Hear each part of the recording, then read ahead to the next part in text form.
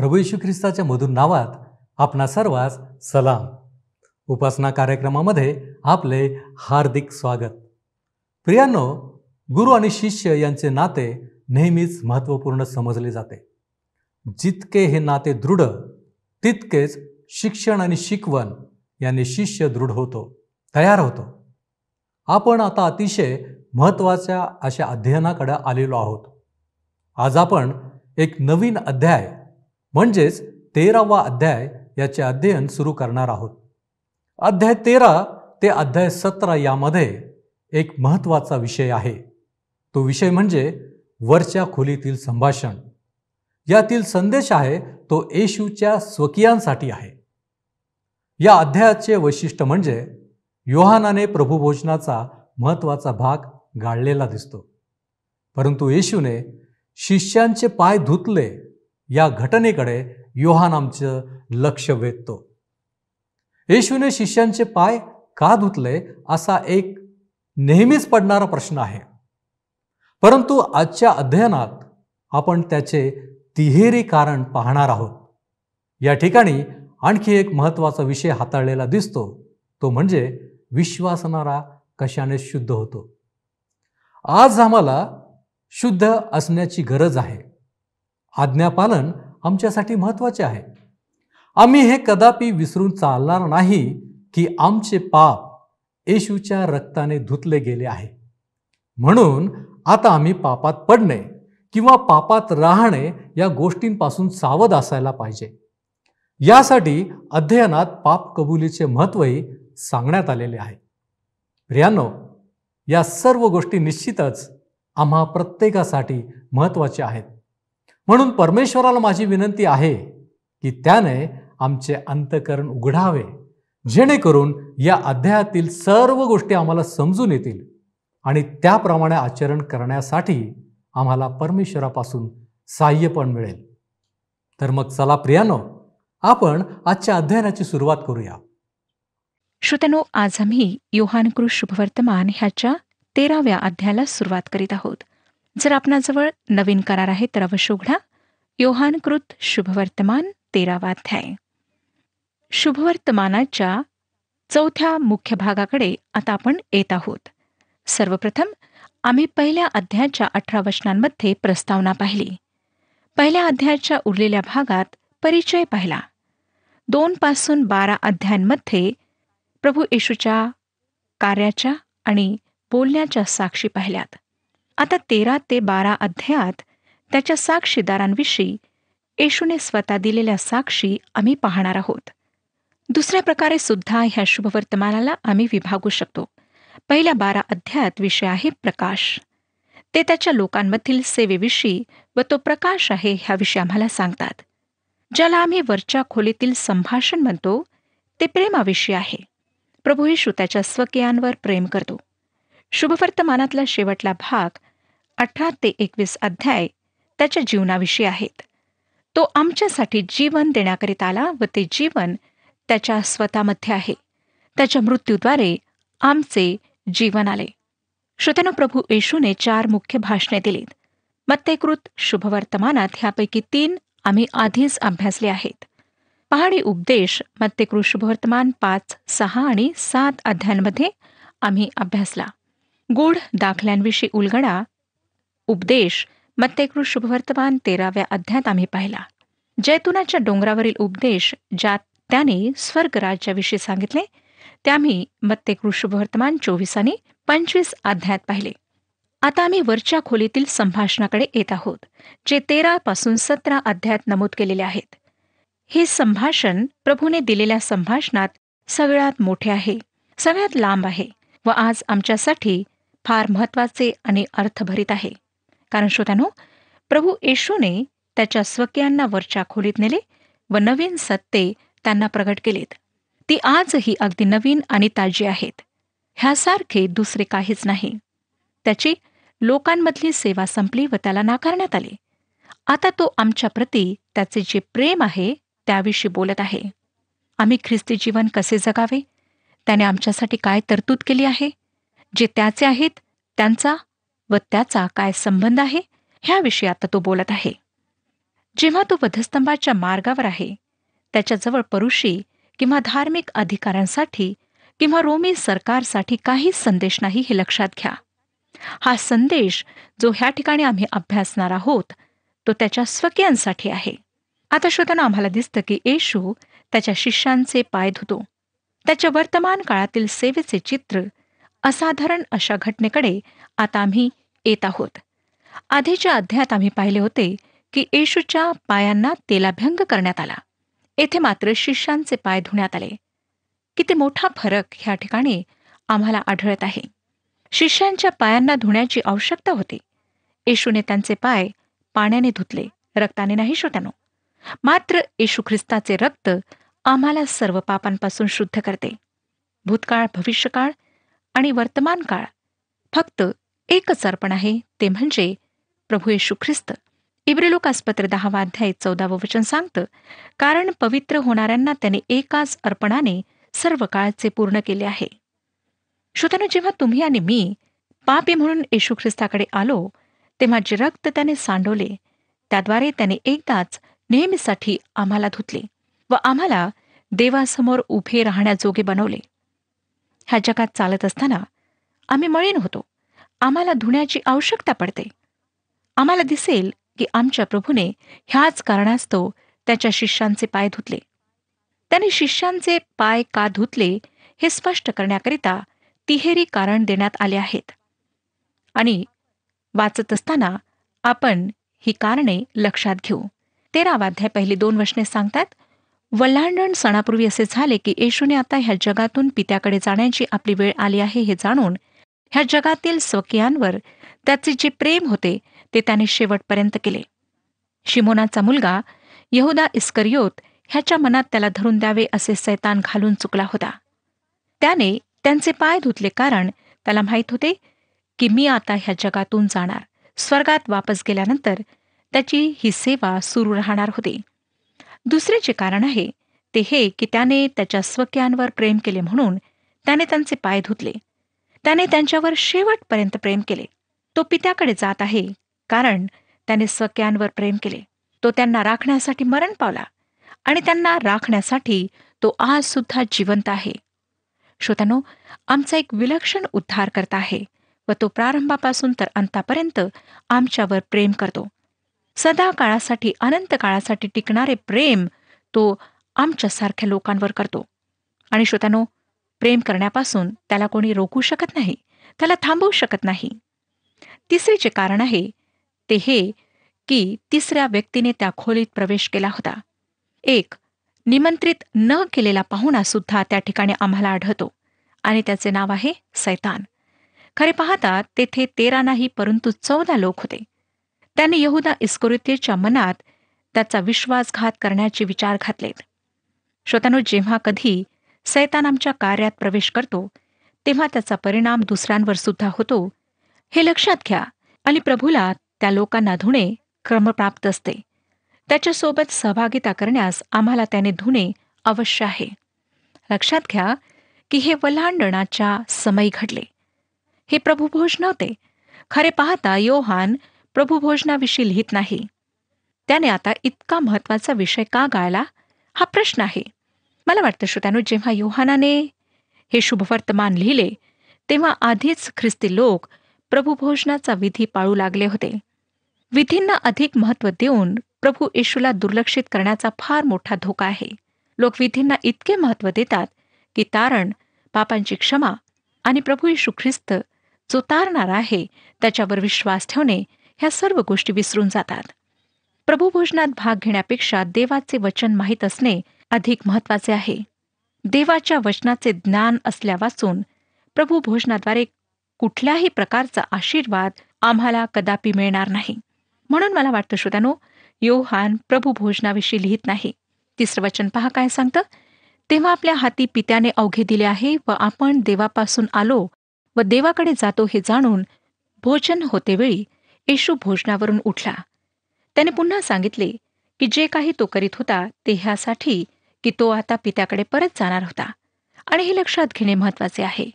4 आणि 5 वचने सांगतात, येशू भोजनावरून उठला व त्याने आपली बाह्य वस्त्रे काढून ठेवली आणि रुमाल घेऊन कमरेस बांधला. मग तो गंगाळात पाणी ओतून शिष्यांचे पाय धुवू लागला आणि कमरेस बांधिलेल्या रुमालाने ते पुसू लागला. जो रुमाल त्यांनी कमरेस बांधला तो टॉवल नव्हता. त्याने सेवकाची जागा घेतली. त्याने सेवक जो रुमाल बांधतात त्याला बांधले व आता त्यांचे पाय धुण्याकरिता तो तयार होता. श्रोत्यांनो, निर्गमच्या पुस्तकाचा अभ्यास करताना आम्ही दासाविषयीचे नियम पाहिलेत. इब्री दासाने 6 वर्षे त्याच्या मालकाची चाकरी केली तर तो 7व्या वर्षी मोकळा होत असे.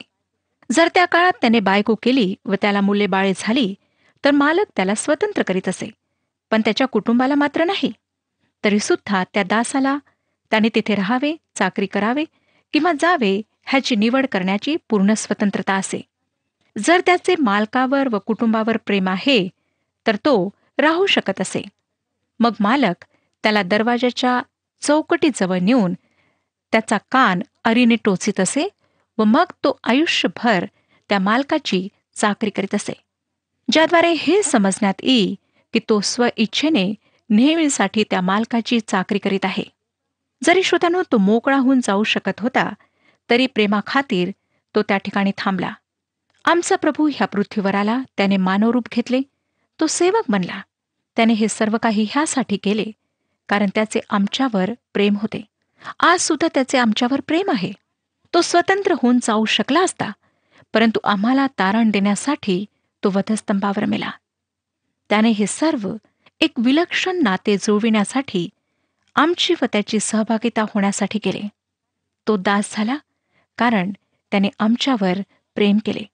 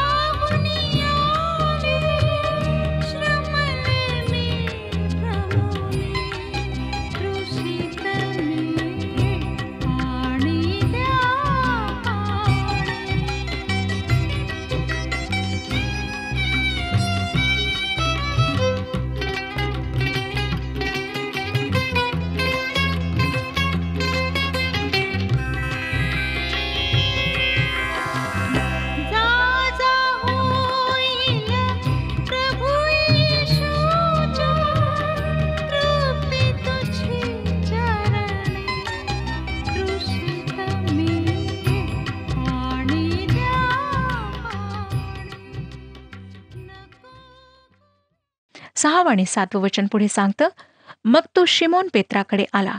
तेव्हा तो त्याला म्हणाला, प्रभुजी, आपण माझे पाय धुता काय? येशूने त्याला उत्तर दिले, मी करीतो ते तुला आता कळत नाही, ते तुला पुढे कळेल. काही लोक म्हणतात की हा धार्मिक विधी आहे आणि म्हणून आम्ही पाय धुण्याला नेहमी केले पाहिजे. परंतु श्रोत्यानो, ह्यामधील आत्मिक अर्थ जर कायम राहिला तर हा विधी पाळण्यात काहीच वावगे नाही असे मला वाटते. काही लोक म्हणतात की हा नम्रतेचा एक धडा आहे आणि आमच्यासाठी नमुना आहे. ह्या स्पष्टीकरणातही काहीच चूक नाही. परंतु मला नाही वाटत की ह्यात सखोलता आहे. पेत्राने निश्चितच ह्यात नम्रतेचे उदाहरण पाहिले. तरी सुद्धा प्रभूने म्हटले की मी करीतो ते तुला आता कळत नाही, ते तुला पुढे कळेल.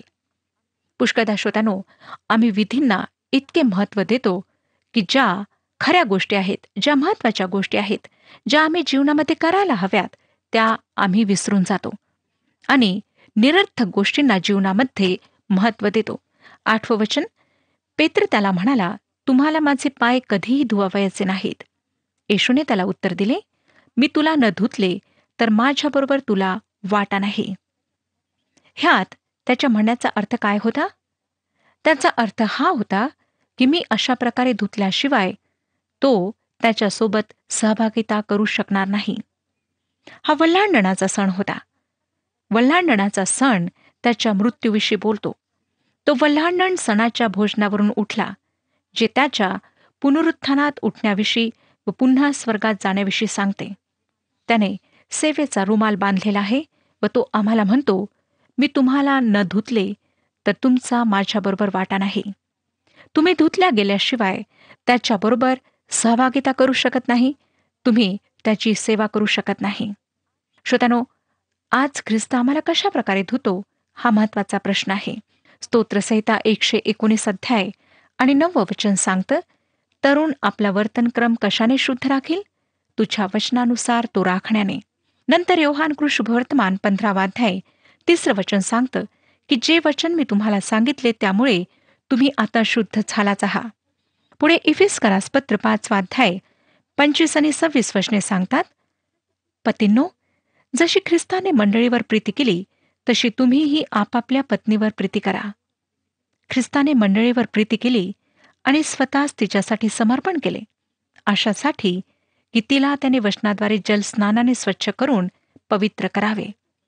देवाचे वचनच एका विश्वासणाऱ्याला पवित्र आणि शुद्ध राखते. जेव्हा श्रोत्यानो आम्ही पाप करतो तेव्हा आम्ही अशा प्रकारेच शुद्ध होऊ शकतो.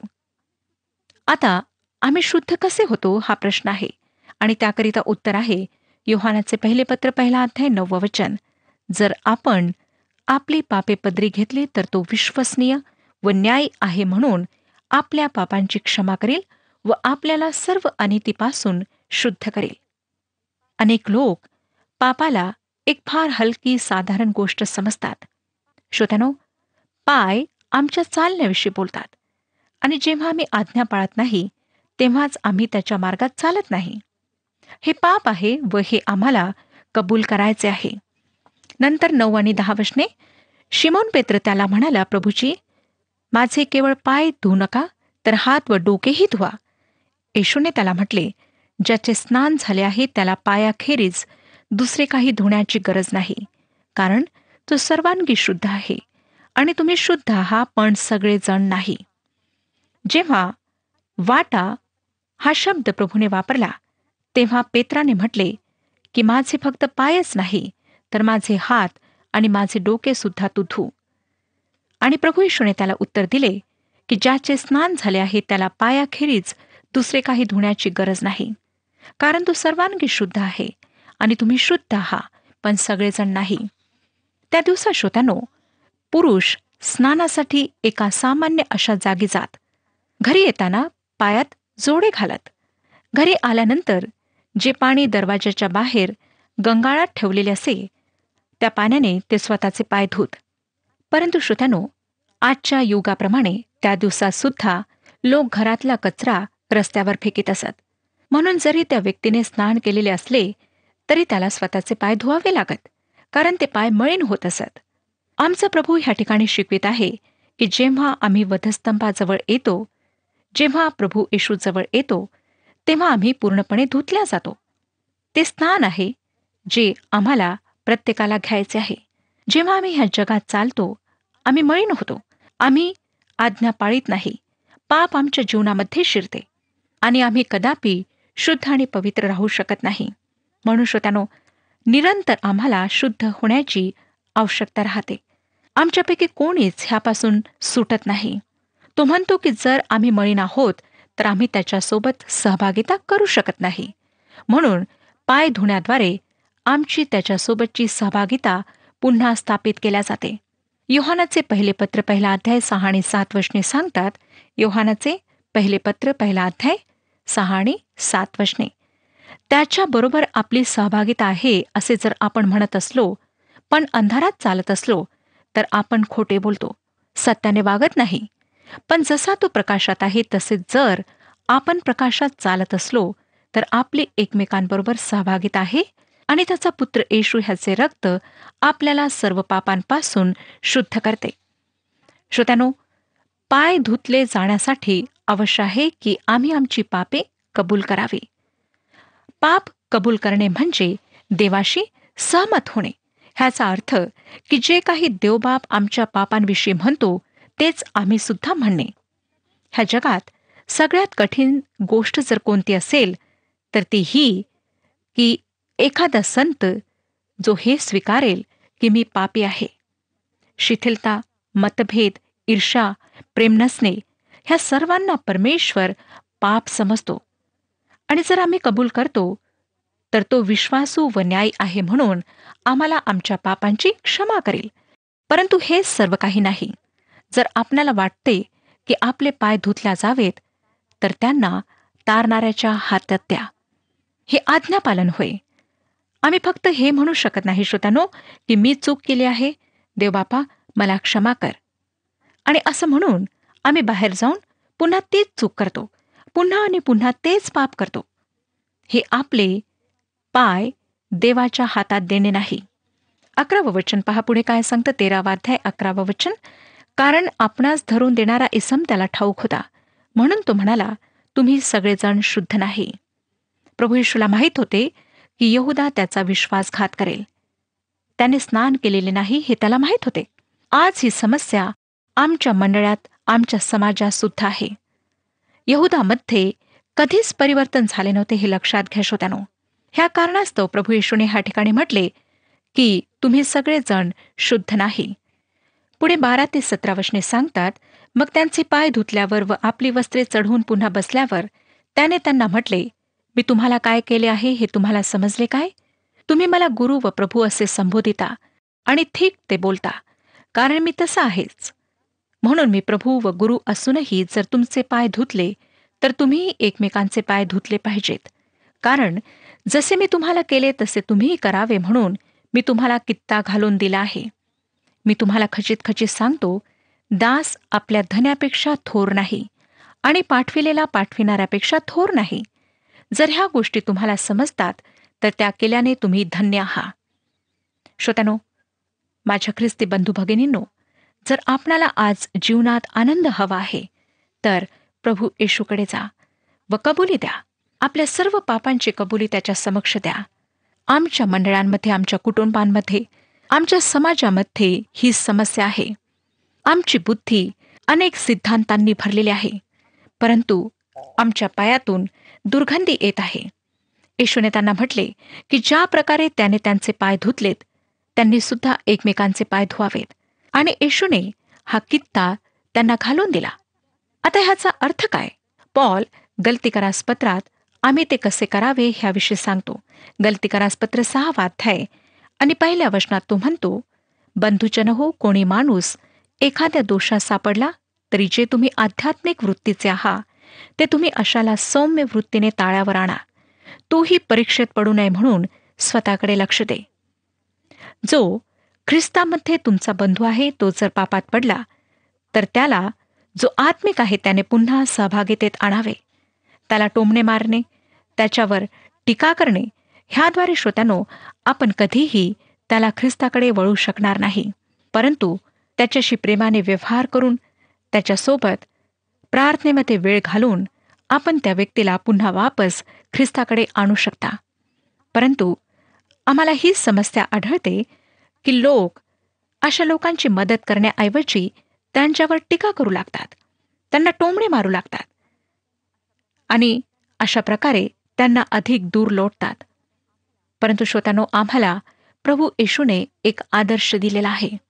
आम्हाला लोकांची सेवा करायची आहे आणि आम्हाला आमच्या जीवनाद्वारे त्यांना दाखवून द्यायचे आहे की आमचं त्यांच्यावर प्रेम आहे आणि त्यांच्या जीवनाविषयी आम्ही फार चिंतित आहोत. आपण अशा प्रकारे लोकांना ख्रिस्ताकडे आणू शकता.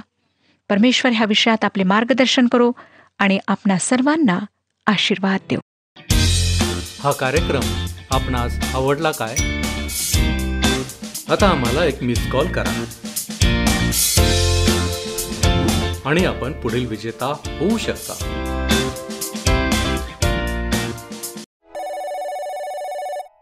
प्रियानो, आजचे अध्ययन नक्कीच आमच्यासाठी आशीर्वादाचे झाले असेल. येशूची प्रत्येक कृती काही ना काहीतरी शिकवणारी होती. फक्त तो तसे का करतो हे समजणे आवश्यक आहे. पेत्रालाही काही गोष्टी कळल्या नव्हत्या, पण लवकरच त्याने ते जाणले. जीवनात आम्हाला आनंद हवा आहे, तर आम्ही काय करावे हे आपण आज ऐकलेले आहे. आम्ही येशूची वाणी ऐकली पाहिजे, त्याच्या आज्ञा पाळल्या पाहिजेत, वचने वाचली पाहिजेत. या सर्व गोष्टी आम्हाला येशूने दाखविलेल्या मार्गावर चालण्यासाठी तत्पर करतात. जेव्हा आम्ही योग्य मार्गावर असतो त्याच वेळेस आम्हाला पापात पडलेल्या आपल्या एखाद्या बंधूला योग्य मार्गावर आणण्यासाठी प्रयत्न करता येतात. म्हणून त्याच्याशी आमचा व्यवहार कसा आहे हे पडताळून पाहण्याची गरज आहे. येशूने आम्हाला कित्ता घालून दिला आहे. त्या येशूवर आपण आपले लक्ष केंद्रित करण्याचा प्रयत्न करू, देव करो, आणि आम्ही कोणतीही शंका न बाळगता योग्य वर्तन करण्यासाठी आम्हाला देवाचे साहाय्य मिळावे, आमची आत्मिक वाढ व्हावी आणि विशेष म्हणजे येशूने घालून दिलेला कित्ता गिरवणारे आम्ही त्याचे आवडते शिष्य बनावे. प्रियांनो, आपण प्रार्थना करूया. पवित्र पवित्र पवित्र थोर आणि सामर्थ्यवान देव बापा, आम्ही तुझे उपकार मानतो, तुला धन्यवाद देतो की प्रभूजी आम्ही तुझी निर्मिती असूनही तुझ्या निर्मितीकडं तुझं बारीक लक्ष आहे. आणि म्हणूनच प्रभू परमेश्वर दे बापा, दरवेळेस तू आम्हाला तुझ्या जवळ अधिक जवळ आणण्याचा प्रयत्न करतोस. प्रभू परमेश्वर, आमचं जीवन हे पापमय आहे हे तू कदापि विसरत नाहीस.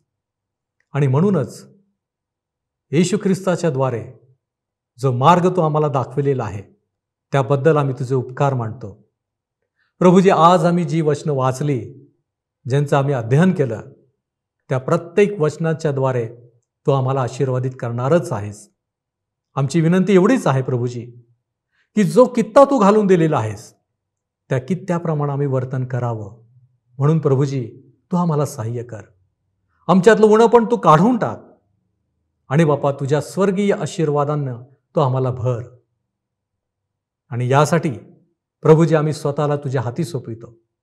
या विनंत्या, या मागण्या धन्य तारक प्रभू येशू ख्रिस्त याच्या गोड आणि गौरवी नावात करतो, म्हणून तू ऐक.